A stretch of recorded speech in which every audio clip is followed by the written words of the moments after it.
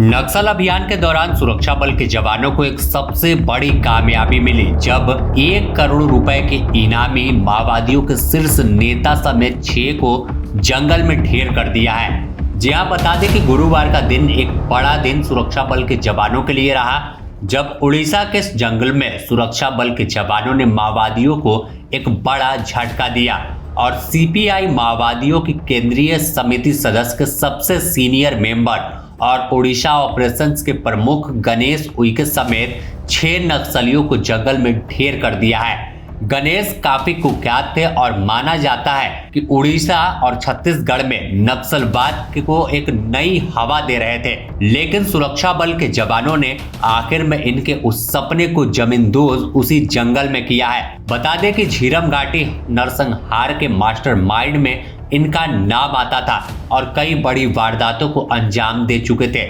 लेकिन अब दिन बदल गया और कैसे सुरक्षा बल के जवानों ने मुठभेड़ में इन्हें ढेर किया है, वह तस्वीर सामने आई है। बता दें कि सीमा सुरक्षा बल यानी बीएसएफ और केंद्रीय रिजर्व पुलिस बल सीआरपीएफ ने यह संयुक्त कार्रवाई की जिसमें सबसे मोस्ट वांटेड नक्सली नेता मारा गया है। गणेश उइके पर 1.1 करोड़ रुपए का इनाम था और सबसे बड़ी वारदात जो छत्तीसगढ़ में हुई थी जिसमें कांग्रेस के शीर्ष नेतृत्व ही पूरे खत्म हो गए थे, झीरम घाटी नरसंहार हुआ था, उस वारदात का मास्टरमाइंड इसे माना जाता था और हिड़मा के बाद यह बड़ा माओवादी है जिसे सुरक्षा बल के जवानों ने जंगल में ढेर कर दिया है। माओवादी रैंकों में उसकी बात करें तो पी हनुमंता के नाम से इसे नक्सली जानते थे और तेलंगाना के नलगोंडा जिले के रहने वाला गणेश करीब 4 दशकों से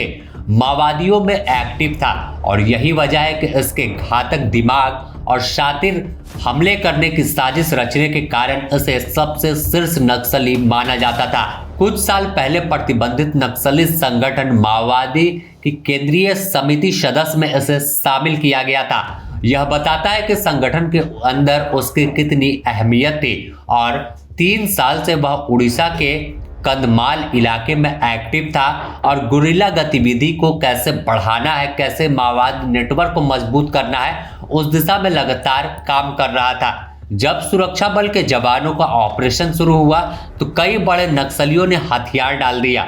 जिसमें भूपति की बात कर ले या फिर सुजाता का जिक्र करें या फिर रुपेश का बात करें, यह तमाम सेंट्रल कमेटी सदस्य थे और घुटने पर आ गए थे, हथियार डाल दिया था। लेकिन गणेश अभी भी हथियार लेकर घूम रहा था जंगल में और सपना देख रहा था कि फिर से नक्सलवाद को मजबूत करेंगे, इस विचारधारा को बढ़ाएंगे और यही वजह है कि कई ट्रेनिंग कैंप को चला रहा था और लगातार नक्सल गतिविधि को बढ़ाने के लिए काम कर रहा था। लेकिन गुरुवार के दिन जब जानकारी सुरक्षा बल के जवानों को मिली, बीएसएफ और सीआरपीएफ ने संयुक्त ऑपरेशन उड़ीसा के जंगल में शुरू किया तो आखिरकार नक्सलियों ने जैसे ही सुरक्षा बल के जवानों को देखा उसके बाद लगातार गोली चलानी शुरू कर दी और जवाबी कार्रवाई जवानों ने की जिसमें गणेश मारा गया है। गणेश के मारे जाने के बाद एक सबसे बड़ा झटका उड़ीसा और छत्तीसगढ़ में नक्सलियों को लगा है और बता दें कि 25 मई 2013 छत्तीसगढ़ के बस्तर में झीरम घाटी नरसंहार जो नक्सलियों का भारत का सबसे बड़ा हमला माना जाता है कि कैसे नेताओं के काफिले पर यानी कांग्रेस की परिवर्तन यात्रा निकली हुई थी और उस पर घात लगाकर हमला किया गया था, जिसमें छत्तीसगढ़ में कांग्रेस नेतृत्व विहीन हो गई थी, इनका नेतृत्व ही खत्म कर दिया था। इस हमले में बस्तर टाइगर्स के महेंद्र कर्मा, कांग्रेस के तत्कालीन प्रदेश अध्यक्ष नंद कुमार पटेल और पूर्व केंद्रीय मंत्री विद्याचरण शुक्ला समेत 32 लोग मारे गए थे और इसके बाद ही सुर्खियों में गणेश आया था कि कैसे घातक वार करने का मास्टरमाइंड है और कहा जाता है कि ये इसके इशारे पर हिड़मा जैसे कुख्यात नक्सली वारदात को अंजाम देते थे। तो आप समझ सकते हैं कि कितना घातक और कितना खतरनाक यह नक्सली था जिसका अंत सुरक्षा बल के जवानों ने कर दिया है। 69 साल की उम्र में भी हथियार लेकर जंगल में घूमता था और इसके आसपास बड़े दस्ते मौजूद रहते थे। गुरिल्ला आर्मी के PLGA बटालियन नंबर 1 के इसके साथ दस्ते के लोग मौजूद रहते थे जो जंगल में घातक वार करते हैं और मिनट भर में चंपत यानी गायब हो जाते थे। लेकिन जब सुरक्षा बल का CRPF के जवानों का सामना हुआ तो इसे भागने का मौका नहीं मिला और आखिरकार घेर कर जंगल में करारा जवाब देते हुए इसे ढेर कर दिया, जमींदोज कर दिया है। तो सबसे बड़ी उपलब्धि गुरुवार के दिन सुरक्षा बल के जवानों के नाम दर्ज हुई है। बने रहे द न्यूज पोस्ट के साथ, इससे जुड़ी और भी अपडेट देंगे।